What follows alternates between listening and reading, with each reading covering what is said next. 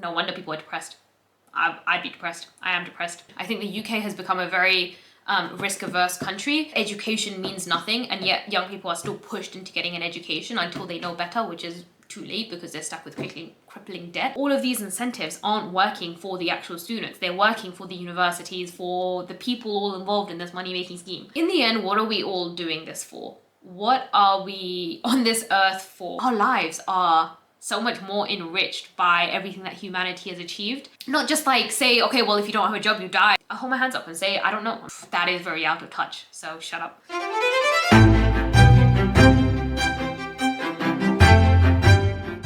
When did we become a country that had such little ambition? Just like Obama did, just like David Cameron did, just like Boris Johnson did, just like George Bush did, all of these presidents and prime ministers, be they red or blue, all of your leaders have overseen a rise in inequality. And that is why your living standards are falling, and that is why your kids and your grandkids will be poor. With a heavy heart, and I mean that seriously, I do love my country a lot, but with a heavy heart, I would genuinely recommend that if you're watching this as a young person in the UK, you consider moving. Top level economists, i.e. the ones that come from prestigious universities and get the prestigious jobs, overwhelmingly live in lives where they are from elite universities, elite private schools, rich families. Everybody they know is from that background, and they have no fucking idea what's happening in the real world. They've got no fucking idea. So you have this whole world of economics where nobody knows what's fucking happening in the lives of ordinary people. Between Gary's Economics and EduKate, I'm feeling a little bit inspired.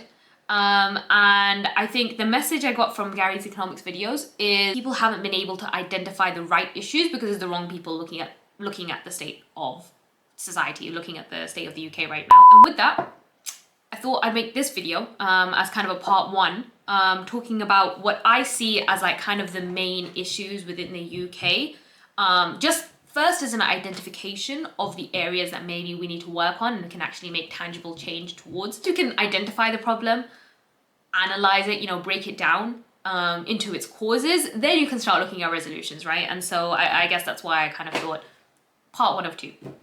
What are the problems? What are the issues? Areas that government can actually look at, because government can do more than just increase and cut taxes, add more speeding cameras, and illegalize offensive language, okay? First issue, housing. It's such a fundamental issue, the place where you live every single day, and it being right now the biggest thing that people spend on, right? Or the biggest thing that affects their mental health. There's a saying, right, which is you can live at home if you would like at the expense of your mental health. So, you either lose money or you lose your sanity. So you're either spending a large portion of, as a young person, usually you're either spending a large portion of your paycheck on rent. For those lucky enough to get into a housing market, a large percentage of your income goes into your mortgage and any taxes and fees associated with it. Let's say as a young person, you still live at home with your parents, as a lot of people do. I mean, everyone my age I know lives with their parents, honestly. And I think I grew up wanting a lot more freedom, and also with the idea that living with your parents is, is a little bit of a, like, why are you still doing that? You're such a child.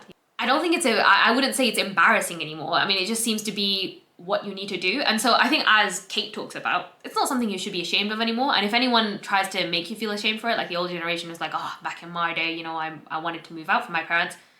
F them.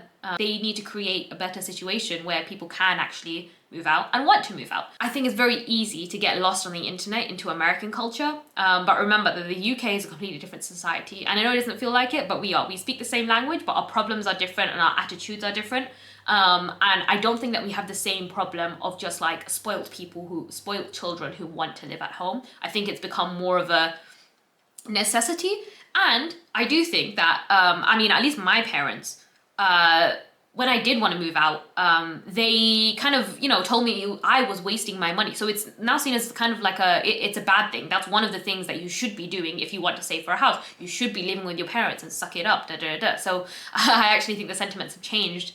I think you're stuck between these two worlds, which is if you live at home, you feel the shame of like, oh, I'm still living with my parents. Second, you know, you want some freedom. You're a young person. You're not really allowed to explore very much, be able to find yourself as a person, own wants and interests, and like learn responsibility like as an adult doing adult things when you're living at home with your parents. You're stuck in this childlike state in a way.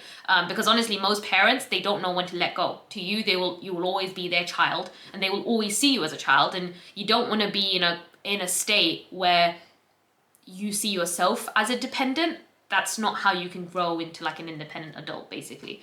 So you're either stuck in that state, or if you do move out, you know, it's kind of like, well, why are you wasting so much of your money on rent? Or you're just struggling paying the rent, right? Why do I think housing has become more and more of an issue for people? But from the numbers that I found, a very rudimentary example is that since 2000s, I think the average wage was about 20K. In 2025, it seems like the average wage in the UK, and obviously this is the whole of the UK, this isn't just London, because obviously London will be a lot higher, and I get it that it skews the average as well, but let's just use the whole of the UK, these numbers that I have right now. It's increased from 20,000 to about 37,000, so about 1.8, about an 80% increase. Average house price in 2000s in the UK was about 84,000. Now, in 2025, it's about 290,000. That's 3.5 times higher than it was in 2000s, whereas the average wage has only increased by about 1.5 times, right? 80% versus a 250% increase. Numbers back up what people are feeling, which is that, you know, the cost of living has gone up. The cost of housing has gone up. Based on my own personal experience, the quality of housing has also significantly gone down. Like, I think when you're trying to find a 1-bedroom apartment, obviously my experience is mostly in London. I've looked around London as well. Obviously Oxford, I think cities like that have similar issues. What can classify as a 1-bedroom apartment nowadays, the square footage is kind of insane. So you might say a 1-bedroom apartment now, you might look at prices and actually compare those two. However, the 1-bedroom apartment in this day and age is probably a lot smaller, a lot less light, a lot less well ventilated, a lot like the build is probably a lot worse. This is just lived experience. I 100% know that even the wealthiest people have seen a decline in living standards. Be it if they walk around London, the areas that used to be the fanciest places are now overrun by litter, rowdy behavior. They're just not nice and safe places to walk around. There is no air of luxury anymore, definitely. I guess that's what I don't hear talked about, which is the price of housing has gone up, whereas the wages have stagnated. And I think this is one of the biggest problems in the UK is like, why are we seeing this wage stagnation when the cost of living keeps going up and up? And I do kind of agree with Gary's analysis at this point. And, you know, I think a lot of people see it, which is the wealth in the UK is being filtered from you know, working classes, from middle classes into more and more the upper classes. And that comes from things such as, for example, when you don't have people of the working class owning homes, they're just constantly paying rent and getting nothing back from it. That money goes somewhere and it goes into the pockets of the people owning all that property, right? The wealth that you're accessing is wealth that you literally need to live. It's access to a property, it's food, it's electricity, energy, basic transport. In many cases, your whole salary, or a massive chunk of it, can go towards accessing the wealth that you need to live. So if you have a salary of £30,000, £40,000 a year, very easily £20,000, £30,000 of it can end up going to the owners of the assets that you need to live your life. So this creates a massive cash flow. Every single year, you are paying a big chunk of your salary to the owners of the wealth. On the flip side of it, the people who own the wealth are receiving a massive cash flow from you every year. So we have this massive cash flow going on from people who don't own wealth to people who own huge amounts of wealth. Now, very wealthy people, they don't generally like to accumulate money. When their pile of money grows, they like to diversify that into owning more forms of wealth. Now, in a strong economy with lots of growth opportunities, this isn't necessarily a bad thing because they can use that money to make new investments and create new forms of wealth. But when we have a weak economy with a weak consumer, companies are unwilling to grow. And that means wealthy people tend to use this very large income to buy more of the existing wealth. So you can see this creates a troubling dynamic, right? Every year, ordinary families go to work, they get their salary, they give most of their salary to the rich, and the rich use that money to buy the existing assets from ordinary families. That means that next year, ordinary families have less assets, rich families have more assets, which means ordinary families give a larger amount of cash to the rich, which means they can use that to buy even more assets from ordinary families. This can create a dangerous spiral where money gets sucked away from ordinary families and rich families accumulate money. Gary's the only one that I've seen talking about this issue, framing it in the way that the problem is that rich buying up assets. The rich aren't just rich, their money comes from people, from everyone in the country and regular people buying their goods, renting their properties, buying the crops that they grow on their land, etc. So of course, the natural solution for someone who has more money is to buy everything up, as many physical assets as they possibly can. You want to monopolize, take up a greater market share. It's literally common sense. Basically, getting a house without parental support, without generational support, is kind of impossible at this point. And so, it kind of just leads into this whole class system. Whereas if you have parents or grandparents, etc., old family help who can help you get a house, you are in a much better position than someone who can't. But the people who own houses versus not own houses, it's not based on the jobs that they have, basically.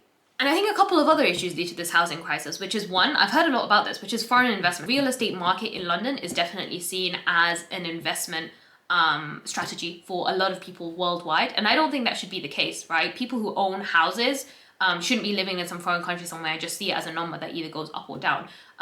People who own the houses, first of all, I do believe that every single person should be owning their own house. I think individuals owning houses then leads to a better quality of life because you take care of it more. And it also means that if you can have anyone in the world buying a house in London or buying a flat in London, clearly there's not going to be enough houses for people who actually live here and want to buy a house, right? When it's just limited to the people in the area and you're just competing against other people in the area who want to live in the area, there's only a maximum limit for the competition because there's a finite number of people who can live in a certain area, right? There's a finite number of people who can live in the UK, who are born in the UK, who then want to buy houses in that area. But if you have everyone in the world who can now compete for the same house, it becomes a lot more tricky. Especially when you have these corporations buying up houses, people who are rich able to outcompete, just being able to buy houses as investments rather than place to live. A small family cannot compete against a hedge fund, against a corporation. Issue number 2, stagnant wages. Linked to that first point, there's been an increase in everything else, right? Goods and services. And I think everyone's feeling a cost of living crisis because they don't have enough money to then keep up, right? Wages haven't kept up with inflation. Now, you do a lot better to actually be a service worker versus actually have a 9-to-5 wage. You could increase the cost of your services as a nail tech, as a mechanic, as a tutor now than in the 2000s, right? But if you've been working in the same industries as you were working in the 2000s, the market rate has pretty much stayed the same. Like a grad job right now, there are a lot which is still fall around maybe the 25k mark, when I feel like it was probably around 20k back in the day. And it doesn't really make sense that we should be pushing people to, hey, you know what, forget all of that education, forget all of these professional jobs that you want to get. If you want to make more money, actually, just be a mechanic. If you want to make more money right now, just be a plumber. If you want to make more money right now, have a smaller, unskilled business. I don't think it's a bad thing. I think those things are necessary for society, but I think we need a mix of both. There's a reason that young people are kind of losing faith in the traditional job market and want to move away from this whole 9-to-5 bullshit culture. I think it's worse in the UK than in the US. Coming from my personal experience, I think the US has more of a problem with inequality. So there's a lot of people on a lot lower wages and there's some people on really high wages. But I'm biased, definitely, because I was on the other end, whereas I was able to acquire more skills, get good grades, get a good degree, which then led me to be of higher value in the marketplace. And so I was able to get a job on that second end. But at least there was some variation, that you could just work hard and get a good job. And I don't think that's quite the same in the UK. I think the US, there is a much greater variation of the jobs and fields and industries. So you could be in certain industries, make a much lower wage, and you can be in certain industries which you make a much higher wage. It's not really based on just skills and experience. So, for example, a grad computer scientist or just scientist working for a company, not just the government, could be, could make a much higher starting wage, maybe 60, 70, versus, someone working in, as a manager within a service industry, or jobs maybe that don't require, and you don't need a background for, you don't need to have had that, starting off degree or skills such as computer science. Whereas in the UK, a starting computer science grad makes the same as makes the same as someone in the hotel industry. You could be a hotel manager and you make about 40k. It's kind of like we have this need in the UK to kind of standardize everything, which I think is then hurting our productivity, because you don't need that much of a background to be a hotel manager, whereas you needed to have done that initial investment of getting a degree to go into certain skilled jobs.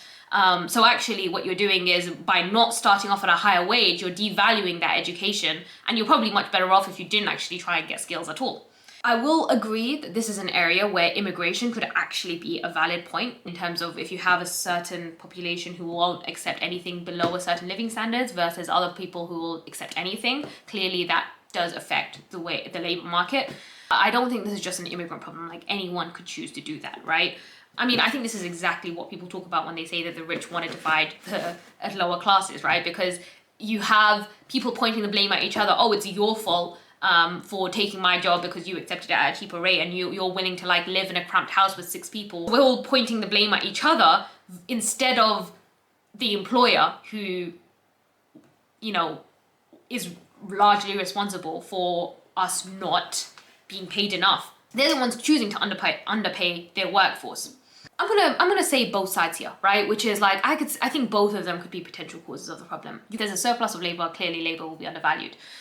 So that's probably some part of it, which is when you have a higher population, you will struggle with lower wages. But for example, I think some of that could be alleviated a little bit by certain policies. And I'll give you an example, which is you have a lot of people in London who have moved here for the jobs. A lot of these jobs could be done remotely, which would lead to actually less people congregating to cities and just having people more spread out across the country, which would then help with cramped conditions. I'm not saying I have all the answers. I'm not saying I know everything. I guess I'm just voicing my thoughts here. So I'll hold my hands up and say, I don't know. I think it's something that needs to be discussed. So just to end this point on stagnant wages, most people I know right now make more money through their second job, property and assets, versus their proper 9-to-5 job, which obviously then leads to people not caring about their 9-to-5 jobs.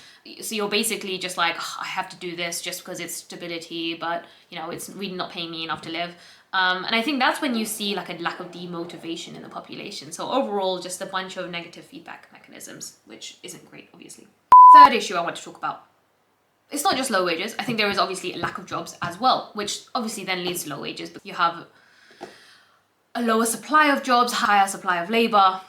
Clearly that will affect the wages. In this case, I'll point to, EduKate. I think her experience is not one that's unfamiliar. I graduated from a pretty good uni, if I may say so. I applied for a shit ton of graduate jobs and I couldn't find any. And for a while I was actually okay with that, because it's this is, you're going to spend the whole of your life in a good job. So if you have 2 or 3 years where you don't, and you're doing waitressing, which is fun, but not making you a lot of money, then that's cool. You've no responsibilities right now anyway. Anyway, years and years went by where I was always applying and doing this minimum wage job, waitressing, which I did enjoy it, but there's no money in it, there's no respect, and eventually it really compromises your CV if it's all you can say you've done. I was a live-in waitress, so I worked in a hotel that I also lived in staff accommodation on the side of. I found that I was becoming quite resentful that I worked there, considering my education, which I understand is very snobby. I'm just being honest about how I was feeling, and I was beginning to feel like I'm behind in life. This isn't where I want to be, because I'm working for less money than I need, and I'm working to make someone else millions who I don't care for, because they don't care for me. And I enjoy the job in that I like interacting with other people. I like giving people good experiences, but this isn't my passion, you know. But then I slowly realised, Kate, you've got it good. Most people your age in the UK either live with their parents, or they live in a city and they get to have all the independence that comes with that, and all the, like, you know, some cool memories going out drinking and stuff, but they pay a shit ton for that. So even if you're in a good job, like say you're making 50 grand, which would be twice as much as what I was making as a waitress, once you take off the tax and you take off the very high rent, these people probably have less expendable income at the end of each month than you do. In fact, I know that they do. And that put things into perspective for me, because then I had to realise your life's not what you want it to be, Kate. Your life doesn't feel that good right now, but you have got it good in comparison to a significant percentage of people your age in your country. That's why I decided that I was gonna move abroad. A lot of people I know my age, grads, are struggling with finding jobs. They're skilled, and we have a skilled population now, and just a lack of jobs to actually take any of them on. And I think, you know, as EduKate said, she got a degree and then she ended up being only be able to get jobs in the service industry, which is kind of just a waste of getting a degree in the first place. Obviously, you're gonna have this large depression overtaking the public when you say if you work really hard, you can achieve your dreams. And great, you did all of that work just to say, actually, there are no dreams available for you here. Take, you know, who told you dreams were even a thing? You should just do what you can to get by. Okay, then why was I pushed through this entire route of education and trying to get a more skilled job and trying to maybe have some hope that I could do something for society, when apparently all I'm given is the opportunity to work in a hotel? I could have done that without a degree. At least you could have told me that that's what life was. When did we become a country that had such little ambition? I think we can do better than that. I think that's what leads to a great country, right? Which is when you have people aspiring to do jobs with more meaning that actually lead to breakthroughs in society, right? When we look at America, they're a world leader in like hopes and dreams as well, and like this idea that they can push humanity forward. And I think the UK, we're not so far behind. Like, I think we have actually the biggest startup culture of the EU, of Europe, but I think we're not really fostering it, and I think we're falling behind very, very quickly. The rest of Europe is investing a lot in their engineering and in their technology, and I think the UK is just, no one seems really interested in doing cool shit, basically, in doing cool shit, in doing cool things. No one seems interested in advancing technology and doing cool things. You know, everyone seems too complacent, and I think this comes from just like a lack of productive ways to use the energy and hopes and dreams that people have. You know, there's this culture in the UK that be grateful for what you've got. You know, just make do. But that's not what you want, right? You actually want people who hope to make change, who want to, you know, cure cancer, who want to, I don't know, like build cool robots and stuff, right? Like you want ideas and you want people to chase their dreams, because that's how you have progress. Like, to me, that is a form of laziness. So why are we trying to encourage laziness and just people being okay with just doing, you know, jobs just to... Does that make sense? Hopefully it does. So I think a lack of good jobs, not just jobs in the service industry, not just jobs selling luxury goods. I feel like a lot of people in London, like right now, you know, they try to go into like building their own clothing brands. I think a lot of young people are focusing their energy even more into just things like, okay, like I want to be an influencer, I want to go into fashion. I just don't think that these are things that are really going to help us in the long run, right? Like, I grew up actually wanting to be a scientist and wanting to like do cool things. And I think that we just have a lack of STEM industry within the UK. All STEM innovation happens through universities and education, and that's just a very slow way to go about innovation. I think the UK has become a very risk-averse country, which stifles innovation, basically. And I think that we need to take a leaf out of the US's book and inspire people. How do you foster a culture of innovation? We need to stop telling young people to be afraid of taking risks, right? Which right now, yeah, you should be afraid of taking risks. When you're in a mode of living paycheck to paycheck, you can't take risks. Because a risk is basically you're done. You're out of life. So all of these issues are linked, right? And you can't just fix one without fixing the other. I think we need growth in new exciting industries. So startups, technology, skilled job, not just squeezing money out of people, things such as I don't like luxury industries. I don't like, because it's like, yeah, you want these clothes, which everyone's hyped about, but are they actually providing anything of value to the society? No, but now the rich have managed to squeeze even more money out of you for a basic good, right? For nothing that actually changes your life significantly.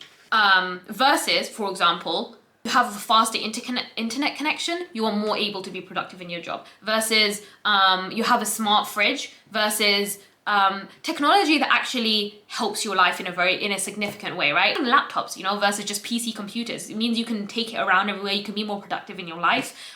Webcam technology, Zoom technologies, Teams technologies means, it has allowed remote working, which leads people to be more productive in their lives because they can now balance their other things with their life as well as jobs. There are things that can have significant impact to your life versus you look cuter. Great. Amazing. Oh, wait, sorry. You look cuter with a logo on your top. I think there's a big culture in the UK of just knowing your place and not expecting too much from life. However, in school, I was at least taught that I could do anything. I could achieve my dreams. Yeah, it sucks. This is what EduKate was talking about, I think we need to foster innovation, ambition, and I think we need hope. And I think we need a society of good values, right? Not a society where you're just squeezing money out of everything else, and not a society where, if you're not making money, it's your fault. So, okay, great, I'll make money by doing things of bad character, right? Or I can hold on to my morals and just not make any money. It seems like those are the options. Issue number 4, education meaning nothing. So I think, again, this links back to point number 2. I think the job market has equalized, but people are still pushed into education. There are incentives for schools actually based on how many kids they have going into further education. And so they're kind of taught to push this agenda, basically, that all you kids must go to university. Not for the sake of the kid, not for the sake of what jobs they can get after it. Past that point, they don't care. And the young people then go into university, they're taking on this extra debt, and which they're told, don't worry, debt's not a big deal because the government's paying for it, don't worry about it. And they're stuck with this debt, which then becomes a huge another problem. We live in a country where if you try to better yourself by going to university, the interest you pay on your education means that it's basically guaranteed that for the rest of your working life, you're 10%, 9%. So 10% of that is going to be taken away from your salary. Your choice to better yourself costs you so much money. And if you're like me, then you will have graduated but never had a graduate job. So you'll be paying 9% just for the experience, which quite frankly is bollocks because, for me personally, half of my experience of university was during COVID, so the experience wasn't there. But also just in terms of how I feel as someone with, an okay amount of intelligence, I don't attribute much of what I've learned in life to my university experience at all. It's just not worth it. And this is why, obviously, the cost of education also has increased. If you want an economy to work better, there needs to be a good system of incentives and caps, right? The price of goods can only come down if there's a limiting factor, right? So for example, with education, if the value of the education has gone down, the price of education should come down because people are opting for education less. But currently, that's not really an option. Like, young people are taught they need an education to be able to do anything in life, which is untrue, causing this good that just has no cap, and they can just charge as many things as much as they want.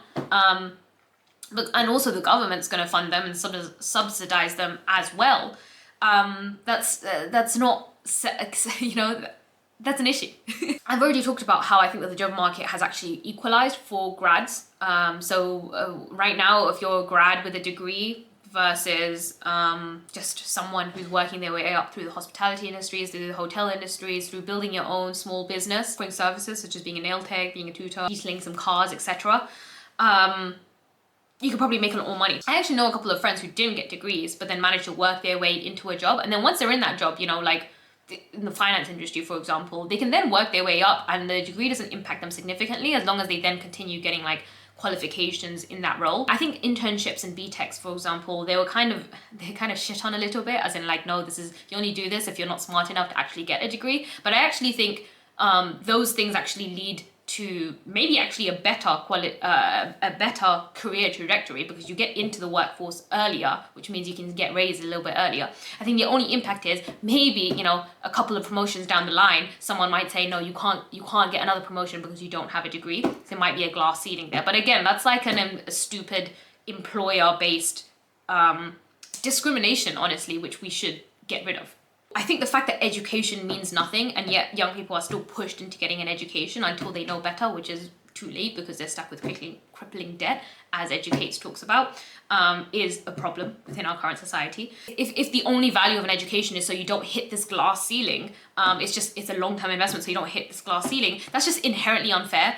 And it also just then broadens inequality, because what you're saying is, like, even though these two people have the same skills, right, they maybe work in the same roles and they're able to do the same stuff, someone who was able to pay for an education and now has a degree to their name is able to progress, whereas someone else isn't. Obviously, that's inherently unfair. And honestly, it only benefits for richer families who are able to provide an education to their kids, no problem. They have no debt. And now they've just provided their kid an inherent advantage, which we're told is a meritocratic advantage, when it really isn't, to be honest. I know a lot of people with degrees now, and I don't think you can tell between, like, you know, let's say smart people or dumb people, just based on whether they have a degree or not, to be honest. I think anyone in this day and age can somehow get a degree somehow. It's not hard, especially with ChatGPT. I think the quality of education has dropped. Like, we have way too many universities in the UK, to be honest, and they all rely on getting students for getting an intake of students every single year to be able to make money and to survive as a business, right? And in the end, a university is a business, or, you know, with government funding based on how many kids they get. So obviously, if they don't have enough of a supply of smart kids, they're incentivized to take on dumb kids as well. Like, even if you're not prepared for the university, they don't actually care, actually, if you fail, because you've still paid for 1 year of your education, you know? All of these incentives aren't working for the actual students. They're working for the universities, for the people all involved in this money-making scheme. I don't disagree that you need education for some jobs, right? Like, I started off my career within science, and I hope one day I can actually go back into STEM. The reason I'm even making these videos and I want to get involved with the politics of this country is because I actually want to be a scientist in the UK, and not feel like I'm sacrificing my my future family for it, basically. I don't want to just be a scientist and like feel like I'm just doing it for the good, right? Like, I feel like right now it's like, well, if you want to be a doctor, you basically need to be like, well, you're smart enough actually to have gone into finance probably and made a lot of money, but you've actually chosen to be a good person and also like lose a good quality of life, basically, and be treated like a second-class citizen within this country because you chose to do something that you actually think will benefit humanity a little bit more. I want to do cool stuff, and I want to use my education to do cool stuff. And I know a lot of young people in the UK who learn a lot of cool stuff in their degrees and want to be able to utilize it, but there's just like no jobs available, no incentives available. And I'm sorry, like, if you're just gonna tell everyone needs to figure out a way to start something up in their parents' basement, that is very out of touch, so shut up. I think there's a lack of skilled jobs available for the skilled degrees that we have. So again, I'm not trying to discourage education, but I think that we need an incentive system that you only need education for the guarantee of a certain job. Because if you don't get the job, you've wasted all of the training and you're in crippling debt. Basically, I think that we've moved the burden of education from, if you're going into a job, you should be trained in that job to an extent, right? Having everyone trained to a certain extent in certain subjects is obviously a good thing for society. I don't disagree with that. But the burden of training for your specific job should come from the job, right? No matter the education that I had previously, each of the jobs that I've had to learn, I've basically been useless from the beginning, and I had to pick up things very quickly while in the job, right? Like I was only good at my job once I was in that job. Yeah, it's a good indicator, right, of like what have I achieved in the past is then a good indicator of what I could achieve in future. You know, how easy it is to pick up new ideas, etc. I think there's better ways to do it, obviously, that isn't just so inherently biased towards people who have money. A rich kid won't think twice about going into education because they don't take on any debt in their future lives, and get out of education, they have the network to be able to get better jobs, etc. Clearly, this is a system that benefits a certain type of person much more than others, and it benefits businesses because they no longer have to focus on training people from the ground up. You're just expected to pay for training yourself in some generic way with the hope that maybe you can get a job with this training. That sucks. That's depressing, honestly. Like, let's say you spent all your time and money getting that training and then not being able to find a job afterwards. No wonder people are depressed. I'd be depressed. I am depressed. And people aren't just a labor pool. Each person's an individual life. So I don't want to hear arguments based on, well, 50% of those people who do get this training will get a job. What about the 50% who don't? What about the 50% who now have this degree that apparently means nothing? And they've wasted 4 years of their life, they're in debt, and they're not able to get a job in the field that they've trained for. All of those people, like, I feel for them, right? There needs to be a better way. Like, it's not fair for businesses and employers to put the burden of this training on the kids, on the students. Fifth issue that I want to bring up is quality of life. And I think obviously this is linked to money and linked to everything else, but more specifically, I think it's linked to hope. And I think it's linked to happiness and people being happy. In the end, what are we all doing this for? What are we on this earth for? It's an innate thing, right? To say, if you see a child in trouble, help the child. Like, the children are future generations, and that is something to be proud of, and that is something that we should cultivate and invest in. But why? Clearly, we all do care about this idea that we as humanity should keep advancing and our children should have better lives than they were in the past, that we should have more equality. We should go back to believing these things because I think these are good things, right? I think that we should be pushing for everyone to have a better quality of life. Like, I personally think having AI, having robotics, having good healthcare, like, these are all good things because they make people's lives easier. And I think that is the end goal, which is they shouldn't just be this endless cycle of money and competition and just like being at each other's throats all the time. I understand maybe that's just the reality of the world, but I would hope that we are, and I do genuinely agree with this. Like, I do think, as bad as things seem, obviously with social media as well, our lives are so much more enriched by everything that humanity has achieved in like now than ever before in history, right? Like, it's crazy that I have this camera in front of me, that I have this mic in front of me that glows, that, you know, that has LED lights on it. I'm able to have these nice things in my house. I'm able to spread this on the internet and talk to everyone around the world. I'm able to keep in contact with my friends in America over, you know, an optic fiber line. Like, all of this stuff is amazing. But what is it all for? I think part of it should be, and we shouldn't lose the goal, that in the end, technology is for making people's lives better, and we should always be looking to change society and change laws and change everything to make people's lives happier and like have everyone living more enriched lives. The goal is not make a certain subset of rich people richer and richer and happier, and everyone else just needs to be miserable and work for them. I think everyone should be able to live a better and better life, right? That's actually what we should be focusing on right now, which is just like, okay, we have all of this technology, why are people less happy? Unfortunately, I do think that we've regressed a little bit in equality and fairness. I think inequality is like quite bad right now. Probably worse than it was maybe in the 2000s. I guess I want to state this as a problem because I think that we should be aiming for the future and not going backwards in time, and we should always be pushing humanity forward, right? So the aim right now of fixing all of these problems isn't just, oh, maybe go back to a time when the 2000s everyone seemed much happier. The goal right now isn't to fix things that there is a perfect state that there was and will be again, right? The goal is always, if there is clearly a way that people will be happier based on new technologies that we never had in the past, we should be focusing on that, right? In the 2000s, maybe you could buy a house, but you were more easily able to die from certain diseases, and now we don't die from those diseases, which is great, right? So now if we can also have you able to afford a house, now you have housing plus lack of dying from diseases. And so I guess my point is that eventually, I am a big fan of, eventually we do want to downsize the labor force. We do want to automate, and we do want to utilize AI. What does that mean? Does that mean that, you know, there's a bunch of people who are just unemployed and we just get worse and worse? No, and I think that's what we're seeing now, right? Which is like a lack of jobs is then like people who don't have a job are just falling into poverty and just like struggling, and, you know, you're just creating a worse society.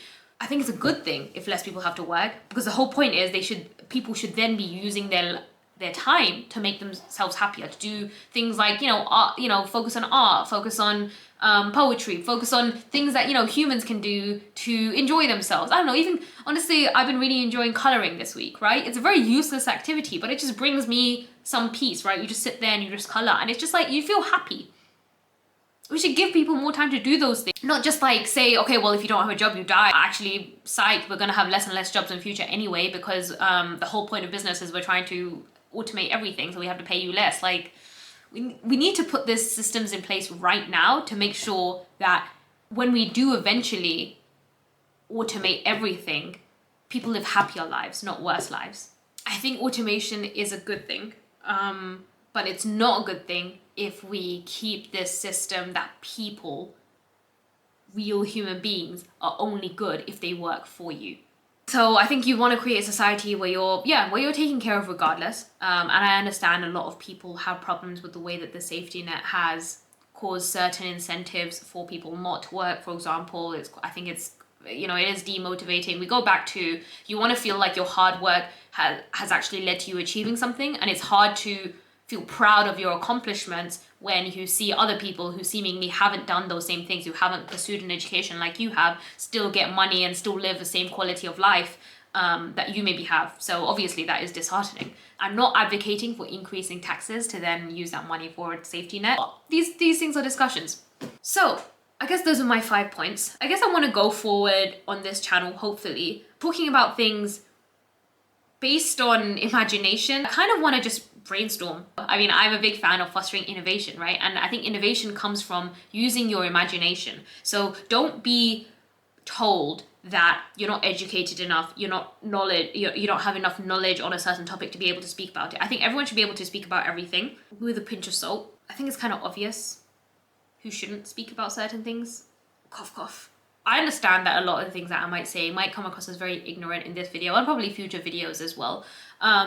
But I think the thing that's really missing is I hear a lot of the experts say something that just doesn't seem quite right. I feel like there's this culture of feel ashamed, don't say something because you're not smart enough and you don't know enough, and actually, you know, just be laughed at because you dare to say something. If it was so obvious and it was so easy, it would have happened already, and I feel like a lot of young people are always told that. I'm clearly not an expert in any of these topics. I like figuring out how things can work, but I don't want to get bogged down into just stat wars and talking about why things can't change because they're so complicated. I guess I'm just tired of it, and I think we need a shake-up, and I think shake-ups come from hope and innovation other than just trying to debate people all the time on very niche issues. I guess I want to play a little game. Imagine you knew nothing about the world except from just having some base core values and just your experience as a human. How would you reimagine society? Not based on how it is now, but if you were going to create a perfect society based in realism, right? Understanding human nature. This idea that everyone will do good and everyone is innately good probably isn't true, right? Because you probably don't see that in your daily life. So obviously with a hint of realism in there, but without being bogged down, well, this is how the current laws work. This is how people, 100 years ago envisioned our system to work. Because think about it. People who first imagined these structures didn't have the technologies that we do nowadays. So it makes sense that we probably want to look at things and like kind of reassess where we are and where we could be based on our current understanding of the world and the resources that we have available to us. We don't need to just rely on what philosophers of the past have talked about. We can have new philosophy. I think there's this idea that because knowledge is so much more accessible to us nowadays, it does feel like ideas, like new ideas don't really exist anymore, and that we have to, you know, listen to the experts of the past and like, oh, well, you have an idea? Well, someone in the past said this before, so actually that's not new, and like, don't speak about it. He probably knew more than you did. I'll still speak about it, and I'll still have my take on it. That's my goal for the next few videos. I want to do a couple of thought experiments. I think I rambled on. The daylight has gone. Please do check out Gary Economics videos. I think they're really hopeful. It's so funny because people say he's a pessimist, but to me, they have a level of hope. Maybe the hope just comes from his productivity. It's nice to see people taking action. Also, shout out to EduKate as well. She's currently living in Hong Kong, I believe. So she has moved away from the UK now because of what she stated with her problems in the UK.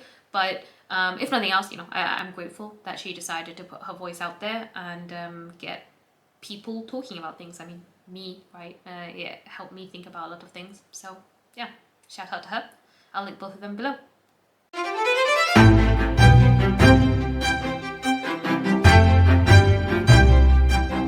During COVID, when everyone actually lost their incomes, people still had to pay rents, they still had to pay mortgages. Yeah, there were like some relief, but it wasn't like a blanket, like for these 2 years while you do not have work, you do not have to pay any expenses, right? So obviously you're not getting any money coming into, you know, these workers.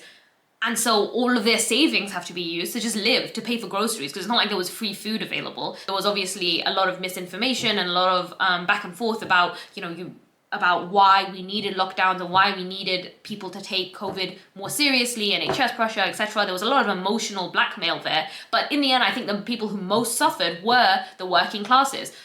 People who had small businesses, for example, that went under, they're gone.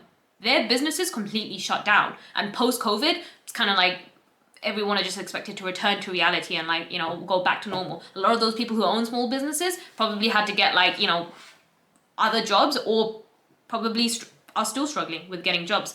I've seen a couple of these adverts here and there talking about the young people who are going through school during COVID time. But apart from that, I haven't really seen much conversation or highlights on what people suffered through during COVID. And I'm not talking about COVID in terms of the disease. Honestly, when I say COVID, I don't think many people talk about the disease. What many people talk about is the fact that they were shut in their homes for, you know, 2 years. Maybe it's an exaggeration, sure, but that's what they talk about. They talk about the impact on their lives, furlough, losing their jobs, losing a bunch of money. All the prices of goods went up during that time. Since then, all of this inflation that we've seen has kind of been post-COVID, right? Everyone seems to have forgotten that COVID existed and they implemented a bunch of bad policies that people are still suffering from. And this is like something that's been brushed under the rug, and so everyone just feels gaslit, basically. I'm talking about this from an economic standpoint. Maybe I can make another video on how I think COVID should have been handled from like a more scientific, looking at both sides of how we should just generally approach pandemics. But just from an economic perspective, it was obviously a loss. And I guarantee you it was not a loss for large businesses. It was not a loss for the monopolies who were able to just have their workers work from home. They were able to, companies in tech, they all grew their profits. Zoom, Facebook, all the social medias, a bunch of new businesses came out from COVID. So it wasn't a loss for everybody.